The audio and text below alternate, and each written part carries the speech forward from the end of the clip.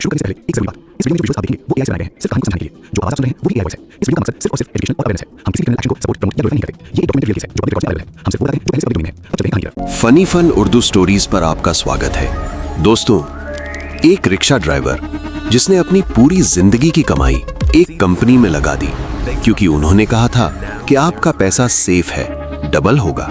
और फिर एक दिन कंपनी बंद हो गई, पैसा गायब, सपने चूर। वो अकेला नहीं था, 17 लाख लोग, 2500 करोड़ रुपए, एक ही रात में सब खत्म।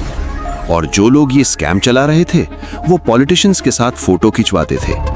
पुलिस उन्हें रोक नहीं सकती थी, सीबीआई आती तो स्टेट गवर्नमेंट रोकती।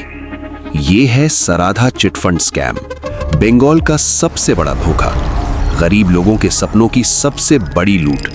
पूरी कहानी कल शाम 7:15 पर सिर्फ फनी फन उर्दू स्टोरीज पर। बेल आइकॉन को जरूर दबाएं, क्योंकि ये कहानी आपको अंदर तक तोड़ देगी।